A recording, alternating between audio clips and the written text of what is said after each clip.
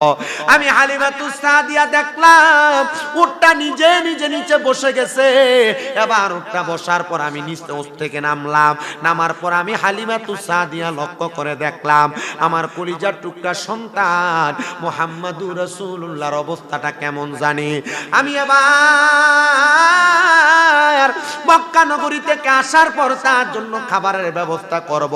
আমার কাছে অন্য কোনো খাবারের ব্যবস্থা নাই, তবে আমার বাড়িতে ছোট ছোট দুইটা মাদনা বাচ্চা ছিল, যে বাচ্চাগুলা ছিল বকরি। আমি বকরিগুলার পাশে যাইব বকরিগুলা দহন করার জন্য।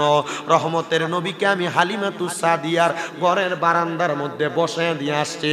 আপনাদের দুয়ার বরকতে গত 3 মাস আগে আমি হালিমাতুস সাদিয়া মায়েরা বাড়ির মধ্যে যাইয়া আমি পুরাটা বাড়ির আশেপাশ ঘুইরা ঘুইরা দেখছি। হালিমাতুস সাদিয়া মা জননীর যেই বাড়িটা আছে ওই বাড়িটার মাটিগুলো আমি আমার হাত দিয়া ধরে ধরে আমি আমার মুখের মধ্যে মাখছি। কেন জানেন? কারণ আমি চিন্তা করছি রহমতের নবী তো মা হালিমাতুস সাদিয়ার বাড়িতে ঘোরাফেরা করেছে, রহমতের নবী তো লালন পালন করেছে। কোন জায়গায় জানি রহমতের নবীর কদম মোবারক লাগছে, আর ওই কদম মোবারকের ধুলাবালি আমি আমার গায়ের মধ্যে লাগাইতে পারলে আমার ইন্তেকালের পরে আমার আল্লাহ তাআলা আমি বান্দার জীবনের গুনাহগুলা মাফ করবে। আর আমার এই দেহটার মধ্যে রহমতের নবীর কদমের ধুলা লাগার কারণে আমার আল্লাহ তাআলা হয়তো আমার জাহান্নামে দিবে না। জবান খুলে জোরে জোরে বলেন সুবহানাল্লাহ। আল্লাহুম্মা সাল্লি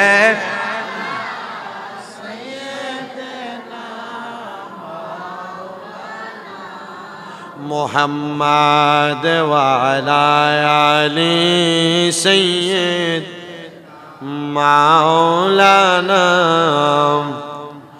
জীবন যত দিন আছে আমার থাকবো বেঁচে যত দিন গাইব দয়াল নবীর সম্মান বাঁচিয়ে রাখবেন যত দিন। আল্লাহুম্মা সাল্লি